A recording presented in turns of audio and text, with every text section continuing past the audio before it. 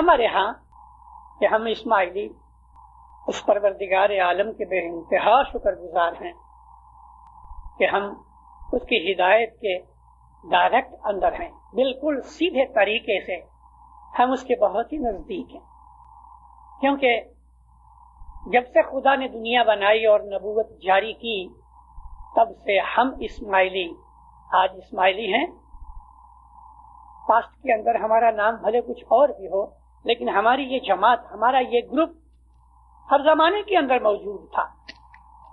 آدم علیہ السلام کی نبوت کو پہلی نبوت مان کے اگر ہم تمام نبیوں کے حالات دیکھیں تو ہر نبی کے زمانے میں ایک ایسا گروپ ضرور تھا، ایک ضرور ایسی جماعت تھی کہ جو حق پرستی کے اوپر تھی، وہ ہم ہیں۔ رسول اللہ نے فرمایا ہے کہ میرے امت کے اندر ایک ایسا فرقہ ہوگا کہ جو ہمیشہ حق کی طرف رہے گا، حق پر رہے گا، ساری دنیا کے لوگ اس کو مٹانے کے لیے، برباد کرنے کے لیے کوشش کریں گے، مگر میرا وہ امت کا فرقہ کبھی بھی برباد نہیں ہوگا، مٹے گا نہیں۔ اور وہ فرقہ رسول اللہ نے اس طرح اشارے کر کے بتایا کہ وہ لوگ حق پہ ہوں گے، تو پھر الف کے لیے فرمایا علی حق ہے، علی حق ہے۔ پھر فرمایا کہ حق ادھر ہے جدھر علی ہے۔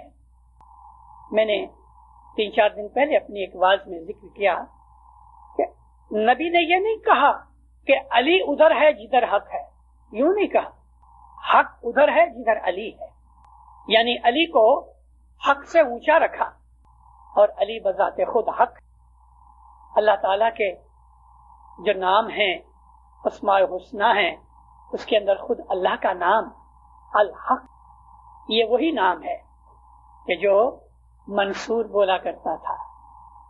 تو علی کی طرف جانے والے لوگ جو ہیں وہ حق پہ ہیں۔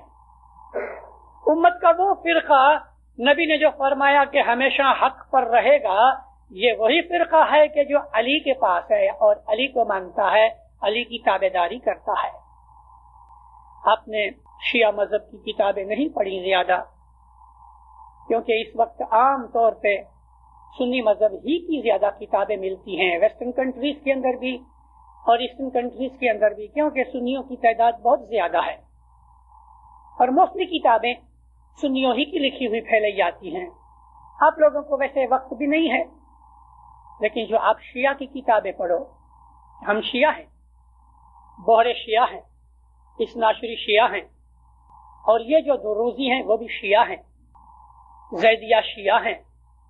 شیعوں میں بہت سے فرقے ہیں، شیعوں کے اندر اگر صوفی فرقے بھی ملا لیے جائیں تو 32 فرقے شیعہ میں ہیں۔ شیعہ لٹریچر پڑھنے سے ہمیں بہت سی حقیقتوں کا پتہ لگتا ہے۔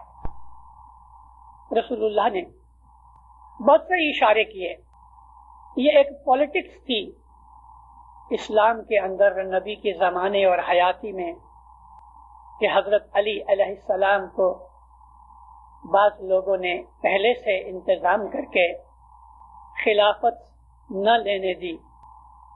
علی کے پاس تلوار تھی، چاہتا تو لے لیتا، لیکن علی خود اسلام کا مالک ہے، علی اسلام کو برباد ہونا نہیں دیکھنا چاہتے تھے، اور جو دشمن تھے وہ اس گھات میں تھے کہ جیسے ہی موقع ملے ہم جھپٹ لے میں خلافت کو، اور وہ موقع آ گیا۔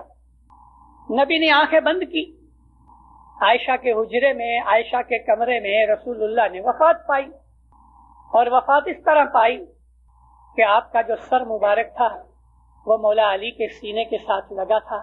مولا علی بیٹھے ہوئے تھے اس کھٹولے کے اوپر، چارپائی کے اوپر، نبی یوں لمبے تھے لیکن آدھا جسم علی کی گود میں تھا، اور حضرت رسول اکرم کا جو سر مبارک تھا وہ علی کے سینے کے ساتھ لگا ہوا تھا۔ اس حالت میں نبی نے وفات پائی۔ اب آپ کے ہاتھ میں جو کتابیں آئیں گی اس میں یوں لکھا ہے کہ حضرت عائشہ کی گود میں آپ نے سر رکھا ہوا تھا اور اس حالت میں وفات پائی۔ ارے بھائی، عائشہ تو وہاں تھی ہی نہیں، اس روم کے اندر تو وفات کیسے پائے گی؟ لیکن میں نے آپ کو جو کہا نا کہ زیادہ لٹریچر جو ہے وہ سنیوں کا ہے، اور سنیوں نے ہمیشہ توڑ مروڑ کی چیزیں رکھی ہیں۔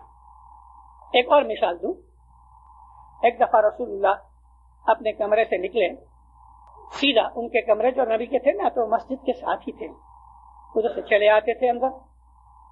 جیسے ہی اندر آئے جماعت بیٹھی ہوئی تھی، رسول اکرم نے بلال کو کہا، ہے بلال، جی سرکار، اعلان کرو کہ سب لوگ اپنے اپنے دروازے جو مسجد میں کھلتے ہیں بند کرو۔ نبی جب مدینے میں آئے تو آپ نے سب سے پہلے مسجد بنائی۔ جب یہ مسجد بنائی تو مسجد کے ساتھ ہی اپنے مکان بنائے، اپنے رہنے کے لیے حضور نے کوٹھڑیاں بنوائیں۔ تو جو چند بڑے اصحاب تھے، مثالاً حضرت ابو بکر، حضرت عمر، حضرت عثمان، عبد الرحمن ابن عوف وغیرہ، انہوں نے بھی اپنے مکان مسجد کے اس طرف بنا لیے، اور سب نے مسجد کے اندر اپنی اپنی کوٹھڑی کا ایک دروازہ رکھا۔ اپنے روم میں سوئے ہوئے ہیں، ادھر اذان ہوئی، جلدی سے بھاگ کے چلے آئے، ادھر سے نبی چلے آئے، ادھر سے دوسرے صحاب چلے آئے۔ اس طرف پیچھے قبلہ رکھا گیا تھا، مکہ کی طرف منہ کر کے، سامنے سے لوگ آتے تھے۔ یہ مسجد کا نقشہ تھا۔ تو اس طرف اصحابوں کے دروازے اپنے اپنے روم میں سے کھلتے تھے۔ وہ زمانہ ایسا نہیں تھا کہ ایک سٹنگ روم ہے، ایک کچن ہے اور ایک لائبریری ہے، ایسا نہیں ہے کہ ایک روم ہوتا تھا۔ بلال نے اناؤنس کیا، اے مسلمانوں، اعلان کیا جاتا ہے کہ سب لوگ مسجد میں کھلنے والے اپنے اپنے دروازوں کو بند کر لو۔ کوئی نہ اٹھا۔ اب نبی کے اصحابوں کی حالت دیکھو، کوئی نہ اٹھا۔ کبھی ہم کو حضرت امام کہے کہ تم اٹھ کے دروازہ بند کرو تو ہم تو سب کھڑے ہو جائیں گے۔ نبی کے اصحابوں میں سے جو ٹاپ گریڈ اصحاب ہیں، بلکہ نبی کے خسر ہیں، حضرت ابو بکر کی بیٹی عائشہ نبی کی گھر والی بیوی تھی، عمر کی بیٹی حفصہ نبی کی بیوی تھی، یہ دو تو بڑے زبردست اصحابوں میں سے صحابی تھے اور نبی کے خسر تھے۔ عثمان بی بی خدیجہ کی پہلی شادی میں سے پیدا ہوئی ایک بیٹی ام کلثوم کا ہسبینڈ تھا، تو مسلمانوں نے لکھ دیا کہ بھئی وہ نبی کے داماد تھے۔ نبی کے داماد تو نہیں تھے، نبی کی کوئی لڑکی ان کے گھر میں نہیں تھی۔ عثمان کو نبی کا داماد کہتے ہیں، غلط ہے۔ چلو، رسول اللہ نے کہا، اے بلال، دوبارہ کہو کہ سب لوگ اپنا اپنا دروازہ بند کر لو، علی کے دروازے کے سوائے۔ بلال نے پھر اناؤنس کیا، کوئی ہلا نہیں۔ دیکھو رسول کی نافرمانی کتنی ظاہر میں، اوپن نافرمانی۔ اور اوپن نافرمانی کون کرتے ہیں؟ جو ان کے رائٹ اینڈ لیفٹ لیفٹیننٹ ہیں، جو ٹاپ گریڈ کے اصحابی ہیں، جن کو کوئی صدیق کہتا ہے تو کوئی فاروق کہتا ہے۔ یہ صدیق اور فاروق نبی کی نافرمانی کر رہے ہیں، نبی کے منہ کے اوپر۔ تیسری دفعہ رسول اکرم نے فرمایا، بلال اعلان کرو، بیشتر اس کے کہ تمہارے اوپر خدا کی لعنت اور غضب اترے، اپنے دروازے بند کر لو علی کے سوائے۔ سب لوگ بھاگے۔ لعنت اور غضب کا جب لفظ آیا، سب لوگ بھاگ کے دروازے اپنے اپنے بند کر دیے۔ حضرت عمر خوش خوش کرنے لگے۔ نبی کریم ممبر پہ چڑھے اور فرمایا، اے لوگو، تم آپس میں سرگوشیاں کر رہے ہو، آپس میں بات چیتیں کر رہے ہو، میں نے اپنی طرف سے کچھ نہیں کہا۔ حضرت عمر کیا کہنے لگے پتہ ہے؟ علی کا دروازہ بی بی فاطمہ کی خاطر کھلا رکھا، کیونکہ داماد ہوتا ہے نا۔ رسول فرمایا، یہ تمہارے دروازے میں نے بند نہیں کروائے، اللہ نے بند کروائے، میں اپنی طرف سے کچھ نہیں کہتا، مجھے اللہ کا حکم ہوا ہے۔ اچھا دیکھو، یہ حقیقت کی بات ہے۔ سنیوں کی بہت سی کتابوں میں، خصوصاً بخاری کے اندر ذکر کیا گیا کہ رسول اللہ نے فرمایا کہ ابو بکر کے دروازے کے سوا باقی سب کے دروازے بند کر دو۔ ارے ابو بکر کا دروازہ کہاں تھا؟ مشرق کی طرف کے مغرب کی طرف؟ بات علی کی تھی لیکن لگا دیا نام ابو بکر کا۔ تو اتنی کتابوں میں تحریفیں کی گئی ہیں، اسلام کو توڑ مروڑ کے خراب کر دیا، اس کا چہرہ مسخ کر دیا۔ ابھی کرسمس آتا ہے نا، تو بہت سے چھوٹے چھوٹے بچے کاغذ کا بنا ہوا ایک منہ لگائیں گے، کوئی ہنستا ہے، کوئی روتا ہے، کوئی آنکھیں نکالتا ہے۔ تو انہوں نے اسلام کے منہ کے اوپر ایک کاغذ کا منہ لگا دیا ہے۔ اسلام کی اصل صورت وہ اندر چھپ گئی ہے۔ اصل صورت یہ ہے جہاں آپ لوگ بیٹھے ہو، آپ کے دل میں کبھی بھی ایک لہجے کے لیے بھی یہ خیال نہیں ہونا چاہیے کہ ہم مسلمان نہیں. خدا کی قسم ہم سچے مسلمان ہیں, سچے مسلمان ہیں. میں بسا اوقات اپنی وعظوں میں کہتا آیا ہوں, اور پاکستان کے اندر تو میں نے بڑی ایسی واضح کی ہیں, یوں بھی کہتا رہتا ہوں. بات یہ ہوتی ہے کہ گھنٹے 2 گھنٹے کے اندر تو میں سارا مذہب آپ کو سکھا نہیں سکتا, گھنٹے 2 گھنٹے کے اندر میں ساری ہسٹری بیان بھی نہیں کر سکتا, گھنٹے 2 گھنٹوں کے اندر میں سارے مذہب کا ایسنس نکال کے 3-4 کی بوندیں بنا کے میں آپ کے منہ میں تو نہیں ڈال سکتا. آپ کو بھی اپنا مذہب پڑھنا چاہیے نا. مشنری ہوتے ہیں, یاد کراتے ہیں, لیکن جماعت میں ہر ایک اسماعیلی مذہب میں ہر ایک جماعت کے ہر ایک ممبر کا فرض ہے, عورت کا بھی مرد کا بھی, کہ تم اپنے مذہب کی بابت کتابیں پڑھو. رسول اللہ فرمایا کہ عورت مرد کے اوپر یہ فرض کیا گیا ہے, طلب العلم, علم کا سیکھنا.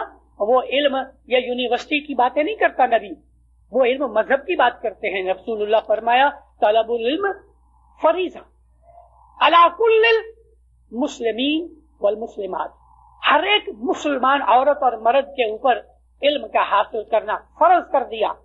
جس طرح نماز فرض ہے, جس طرح سے عبادت فرض ہے, اس طرح سے علم کا حاصل کرنا فرض ہے. اپنے بچوں سے شروع کرو, خود بھی سیکھو, بچوں کو بھی سکھاؤ ہمارا مذہب کیا ہے. اپنے مذہب کے لیے کتابوں کے لیے پیسے خرچ کرو, بھلے ویڈیو رکھو, ٹیلی ویژن رکھو, موٹریں رکھو, بنگلے رکھو, میں اس کے لیے منع نہیں کرتا, ہمارا مذہب بھی منع نہیں کرتا. لیکن اپنے گھر کے اندر مذہب کی کتابیں بھی بساؤ اور پڑھو, مذہب کے اوپر باتیں کیا کرو, مذہب کے اوپر بحث کیا کرو. جہاں کوئی چیز اٹک جائے اپنے سے زیادہ علم والے سے پوچھو اور اپنے علم کو بڑھانے کی کوشش کرو. امام سلطان محمد شاہ صلی اللہ علیہ نے فرمایا, مولا کہتے ہیں دیکھو تم علم سیکھو, جس نے نہیں سیکھا وہ سیکھو, جو سیکھے ہیں مولا فرمایا اور سیکھو. علم کی کوئی انتہا نہیں, علم کی کوئی انتہا نہیں ہے, اور خصوصاً مذہبی علم. 1000 برس کی عمر بھی کافی نہیں. میں ابھی کئی برسوں سے محسوس کرتا ہوں کہ یا مولا معلوم نہیں مجھے موت کب آئے گی, وہ تو تیرے ہاتھ میں ہے, لیکن اتنا ضرور مجھے دینا کہ مجھے اور بہت کچھ سیکھنا ہے. اب تک میں نے کچھ نہیں سیکھا, کچھ نہیں سیکھا. جو سیکھا ہے وہ مجھے اتنا تھوڑا لگتا ہے, اتنا تھوڑا لگتا ہے. ایک بھوکے آدمی کو ایسا خیال ہوتا ہے کہ میں پلیٹ بھر کے کھا جاؤں گا, اس کو آپ ایک دانہ اگر چاول کا دو تو کیسا محسوس ہوئے. واللہ مجھے ایسا لگتا ہے کہ مجھے محض ایک دانہ ملا ہے. علم کی کتابیں پڑھو, آپس میں بیٹھ کے بھی علم کی چرچا کرو. تو رسول اللہ نے فرمایا میری امت کے فرقے ہوں گے, 73 فرقے ہوں گے, 73. اس میں ایک ایسا فرقہ ہوگا جو ہمیشہ حق کی طرف رہے گا, اور وہ فرقہ وہ ہے کہ جو علی کے پیچھے چلے گا, کیونکہ جدھر علی ہوں گے حق ادھر جائے گا. علی کو ماننے والے ہم ہیں.